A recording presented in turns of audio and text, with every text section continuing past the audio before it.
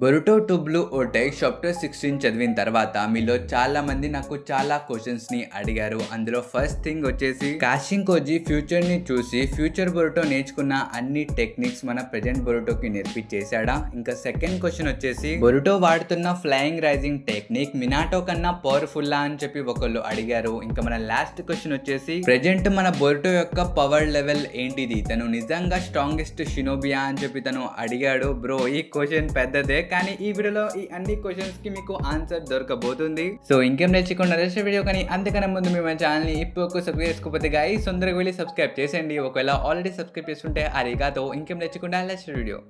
So మన first question వచ్చేసి cashing cosy future చూసి ఫ్యూచర్ బొరుటో ఏం టెక్నిక్స్ నేర్చుకున్నాడో అవన్నీ మన ప్రెజెంట్ బొరుటోకి నేర్పించేశాడా అని చెప్పి మీరు అడిగారు. కానీ గైస్ మన కాషింగ్ కోజీ ఫ్యూచర్ చూశాడు, అది నిజమే. కానీ ఫ్యూచర్ బొరుటో ఎన్ని టెక్నిక్స్ నేర్చుకున్నాడో అవన్నీ మన బొరుటోకి నేర్పిలేదు. ఎగ్జాంపుల్ గా చెప్పాలంటే మనం ఎపిసోడ్ 1 లో ఆల్రెడీ కొన్ని ఫ్యూచర్ గ్లిమ్స్ ని చూసాం. అప్పుడు మన ఫ్యూచర్ బొరుటో హోకాగే యొక్క స్టోన్ ఫేసెస్ మీద మన కవాకితో ఫైట్ చేసేటప్పుడు మనం ఆల్రెడీ ఇక్కడ చూసుకున్నాం. మన బొరుటో తన జోగాన్ని ఇంకా కార్మాని రెండింటిని ఒకేసారి యాక్టివేట్ చేస్తాడు, అంటే తను మాస్టర్ చేస్తాడు అనమాట. అందుకే తను అలా యాక్టివేట్ చేస్తాడు. కానీ మన ప్రెజెంట్ బొరుటో ఇలా చేయలేకపోయాడు. మనం ఆల్రెడీ చాప్టర్ 9 లో చూసుకున్నాం. కవాకితో ఫైట్ చేసేటప్పుడు తన కార్మా యాక్టివేట్ అవ్వగానే మన బొరుటో ఫైటింగ్ ని పక్కన పెట్టి తను అక్కడ నుంచి వెళ్ళిపోతాడు. ఇంకా దీని తర్వాత మనం చాప్టర్ 15 లో కూడా చూసుకోవచ్చు. మన బొరుటో కవాకికి చెప్తాడు అనమాట, తను 2 years గా వితౌట్ కార్మా ట్రైనింగ్ చేశానని చెప్పి తను అంటాడు. అంటే కార్మా యూజ్ చేయకుండా తను నార్మల్ ట్రైనింగ్ చేశానని చెప్పి తను అంటాడు. సో దీన్ని బట్టి మనకి తెలిసింది ఏంటంటే మన కాషింగ్ కోజీ ఫ్యూచర్ చూశాడు, బట్ ఫ్యూచర్ బొరుటో నేర్చుకున్న ప్రతి టెక్నిక్ మన ప్రెజెంట్ బొరుటోకి అయితే నేర్పిలేదు. ఎందుకంటే ఇక్కడ మన కాషింగ్ కోజీ ఫ్యూచర్ మొత్తాన్ని చూడలేడు, తనకి జస్ట్ ఫ్యూచర్ యొక్క గ్లిమ్స్ మాత్రమే కనిపిస్తాయి. ఇప్పుడు ఎగ్జాంపుల్ గా చెప్పాలంటే రేపు మన జూరా వచ్చి విలేజ్ మీద అటాక్ చేస్తున్నాడు అనుకోండి,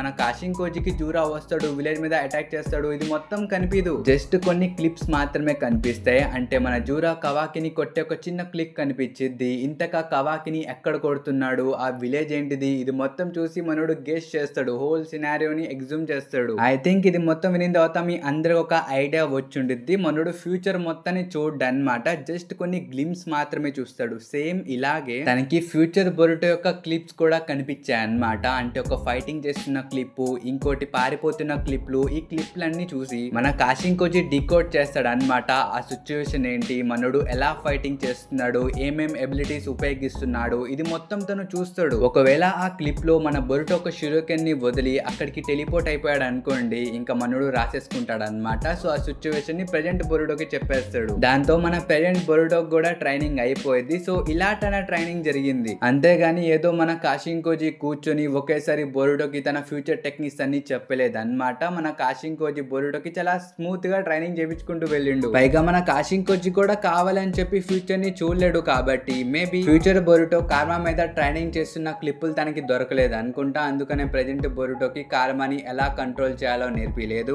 ఐ థింక్ మీ అందరికి ఇప్పుడైనా మన కాషింగ్ కోజీ యొక్క ఎబిలిటీస్ అర్థమయ్యాయని చెప్పి అనుకుంటున్నా. ఇంకా మన సెకండ్ క్వశ్చన్ వచ్చేసి బొరుటో యొక్క ఫ్లయింగ్ రైజింగ్ బెస్టా లేకపోతే మినాటో యొక్క ఫ్లయింగ్ రైజింగ్ బెస్టా, ఎవరిది బెస్ట్ అని చెప్పి ఇక్కడ అడిగారు. సో ఇప్పుడు మీకు సింపుల్ గా చెప్పాలంటే అవి రెండు కూడా డిఫరెంట్ టెక్నిక్స్, వాటిని కంపేర్ చేయలేము. కానీ ఇక్కడ మన కాషింగ్ కోజీ ఏం చెప్పాడంటే తను చూసిన ఆ ఫ్యూచర్ వర్షన్ బొరుటో ఎవరి గైడెన్స్ లేకుండా స్పేస్ టైం నిందిస్తూ మీద ప్రాక్టీస్ చేస్తూ ఉంటాడు. ఇంకా హఠాత్తుగా ఈ టెక్నిక్ ని ఇన్వెంట్ చేస్తాడు. కానీ ఇన్వెంట్ చేసిన తర్వాత తనకి ఏం పేరు పెట్టాలో అర్థం కాదు, ఎందుకంటే తనకి అది ఎవరు నేర్పిలేదు, తనకి మాస్టర్ కూడా ఎవరు లేరు. బట్ ఈ యొక్క జుస్సు వాళ్ళ యొక్క గ్రాండ్ ఫాదర్ మినాటో నామికాజేకి కొంచెం సిమిలర్ గా ఉంది. అంటే తను కూడా ఫ్లయింగ్ రైజింగ్ ఉపయోగిస్తాడు కదా, దానికి సిమిలర్ గా ఉంది. కాబట్టి వాళ్ళ తాతయ్యకి ఆనర్ ఇస్తూ ఈ యొక్క కొత్త జుస్సుకి సేమ్ ఆయన పేరే పెడతాడు అనమాట. సో అందుకనే ఈ జుస్సుకి సేమ్ నేమ్ ఉంది, but it is totally different జుస్సు గైస్. మన మినాటో ఉన్నాడు కదా, తను ఒకేసారి చాలా మందిని టెలిపోర్ట్ చేయగలడు. పైగా తను జస్ట్ కునాయిసే కాదు, డిఫరెంట్ ఆబ్జెక్ట్స్ డిఫరెంట్ ప్లేసెస్ మీద కూడా తన మార్క్ ని వదలగలడు. లిటరల్లీ ఇది చాలా యూజ్ అనమాట. కానీ మన బొరుటో అలా చేయలేడు. మన బొరుటో ప్రస్తుతం అయితే